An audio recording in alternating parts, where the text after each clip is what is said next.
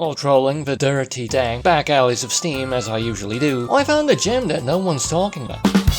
Absolute punished. That's also about dank, cramped corridors, also involving trolling. And yes, that is clickbaity, but also accurate because Labyrinth only has 20 reviews on Steam. The digital version of the board game, Labyrinth, which I also haven't heard of. Sure, it claims here 20 million people have played it over the last 35 years, but that's actually comparatively niche for a board game, as with just 3 times as many years, over 1 billion people have played Monopoly. So my attention-grabbing hook stands, and if you just give me a couple of minotaurs, absolute punished, I'll explain why it's completely worth giving a go in this Cheapness Affordable Gaming review of Labyrinth. Now, the basic principle of the game is you're a bunch of alchemists or sorceress apprentices or something running about this labyrinth trying to find potion ingredients. But in their way are 3 hiccups, which is especially debilitating if that's what the potion is for. So firstly, you can only collect the ingredient that's next in the list, which is impractical. Secondly, you may not have a clear route to said ingredient. And thirdly, the labyrinth is ever changing, because at the start of every player's turn, you modify the board by inserting a piece of path in order to change it, to either secure your path to an ingredient or disrupt another player's. So it's not completely other to Monopoly. This does have the capacity to create anger amongst friends and family. It's a delightful concept if it's something that most of us don't really have enough spatial awareness to play well, either through misjudging how the new arrangement of tiles will converge into a path, oh, I made my own dead end, or simply not being able to think 4 turns ahead, because if you're playing 4-player, 4 shifts in the labyrinth will make your move unrecognizable. At least if you can't go for a clear shot at the ingredient. I mean, it's hard enough to mentally solve this maze, let alone attempt to predict how others will do the same. It can be surprisingly overwhelming. This was definitely one of those games where my friend went, can we play something else? And one variant of the game in particular is quite complex. Speaking of, this digital package comes with 6 variants of the game. The Amazing Labyrinth, the original, where everyone randomly gets a set of ingredients to chase, or treasures, and if you're playing locally, they expect you to use the honor system to not see what they have to get, making messing with them harder. Not ideal, but I respect the honor system. Let's consider that medium difficulty. Then for a lower difficulty, we get Labyrinth Junior, which is one obvious way in which it's less complex, plus it has the option for more intersections, and thus fewer dead ends to frustrate someone. Plus, aesthetically, it has cuter treasures, with the same cute avatars. In both these games, the person with the most treasures by the end wins. And then we have Hard Mode, Master Lab, which in my opinion is the best variant. First off, visually, it's more hardcore, because we're dressed like single-toned Tower Inquisitors without faces. Plus on this one, you're definitely alchemists, because only Professor Snape could think this is a treasure. Plus on this one, it has the nice touch to tell you historically what purpose in alchemy this ingredient had. Nothing gets someone in the mood like dung and brandy. Speaking of, do you want to help me transmute YouTube videos into gold? And please consider liking and subscribing. Maybe comment if you've actually ever played Labyrinth, digitally or physically. Once again, I've never heard of it. Continuing with Master Labyrinth, the ways in which gameplay changes, the ingredients are not player specific. They have a points ranking and they have to be collected in that order. First come, first serve. So if you actually were using the honor system in the base games, this changes here to make messing with each other easier. More strategic if you can actually manage to think that far ahead. Not only that, the amount of points you get is determined by the ranking. So sometimes the strategically sound play is to let the other player get the lower value ingredient, so that you have an easier shot at a higher value one on your turn. Plus each player randomly gets assigned 3 ingredients that if they were to claim them, they would get 20 extra points each, with a bonus if they get all 3. This really shakes things up, amplifies the strategy. But as said, it's the most complex version to teach a new player. And lastly, we have 3 novelty versions of the game that mostly function like the base game, except with theming visual differences. One in the ocean where you're scuba divers, collecting different marine life, some too big to put in your pocket, and others probably endangered. Then we have Labyrinth Germany, where you're on a road trip trying to get to landmarks or features important to Germany. But unlike Master Labyrinth, they don't give you text cues to explain it. Sure, if you have a good knowledge of geography and the world, you probably will understand a great deal of it. But me? Is Germany known for their grapes? Because stereotypically that sounds like a sitcom joke. It's the best of the German wines. Sorry if Germany is known for wine. And lastly, we have Labyrinth Japan, which has the similar problem. The only gameplay difference these versions have is the inclusion of power-ups. For instance, get a German flag and that entitles you for some reason to drive over the grass. I guess patriots get to do whatever they want. And that's the extent of the gameplay. It's one of those pure digital board games, so it doesn't have a story mode or a campaign. Closest thing to a story are those lovely fun facts about alchemy. You can play single player against bots, plus it does have remote play together. Fun, compact, but short. I would estimate that the average match takes about 20 minutes, if that. Thanks for watching so far. Please stick around. It's intro time.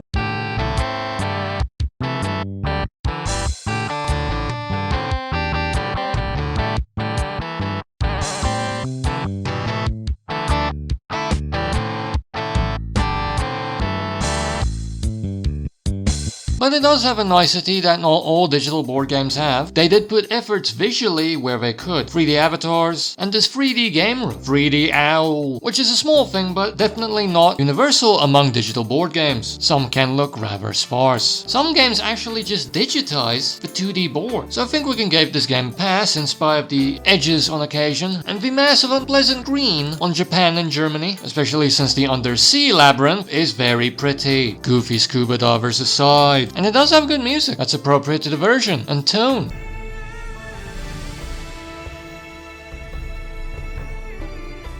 Mysterious.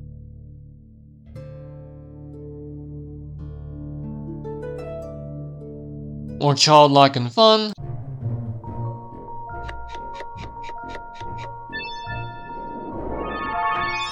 Oompa.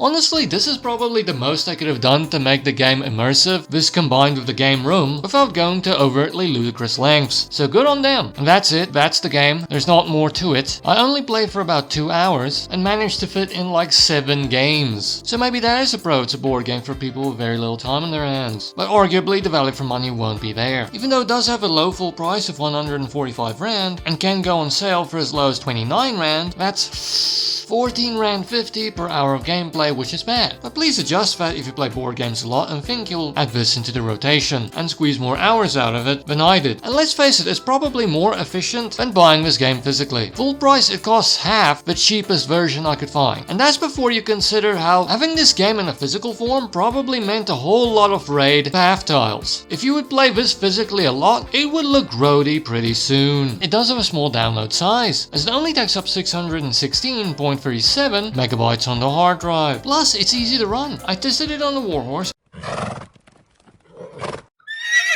And at first it looked bad. It lagged ferociously in the menu. Like, it looked like it was going to be unplayable. But once you enter a match, it plays perfect. The lowest I saw was 40 frames per second, and I've seen it go as high as 67 frames per second. Momentarily, but I saw it. Usually you'll see in the 50s to 60. Very playable. And it's very kid-friendly. I can't remember anything objectionable in it. This game is a beautiful digital adaptation. Maybe not the most effort in terms of digital board games, but more than a lot can say. Doesn't just feel like a digitized 2D board, even though the board itself to an extent is that. They employ the clever use of 3D elements to elevate it. It looks rather perfect for what it is. Plus all the variance means visual variety, so it looks good in spite of some minor limitations. Edginess, the 2D board, etc. The music is good and varied once again because of all the variants. There's nice mysterious tracks, a childlike track, a beautiful track, Japan, and as mentioned it does have the variants included, which doesn't just contribute to atmospheric and visual variety, but gameplay variety too. And Labyrinth Junior, Labyrinth Original, and Master Labyrinth can sort of be seen as difficulty variants. And the gameplay is fun and interesting. It brought to my attention a board game that I never knew existed. If a great many of us probably don't have the capacity for strategic thought to make the most out of it, and someone like the complexity, the amount of focus you need to play it, but it's a cool package. On the maybe side, the game doesn't have a story apart from those lovely alchemical fun facts. Ideally Labyrinth German and Japan would have them too, to describe the landmark or feature in question, and in general the game doesn't have distractions, it's just a board game, and the different variants do extend its lifespan, but perhaps not by that much. But in all fairness, this is a board game. What did we expect? Come on, play it. It's a lovely, unique, interesting thing, just as long as you be able to suppress your hard feelings at realizing that even though there are different variants of the Labyrinth board game, like Harry Potter Labyrinth, there's no Labyrinth version of Labyrinth. No Muppets, no David Bowie scolding you.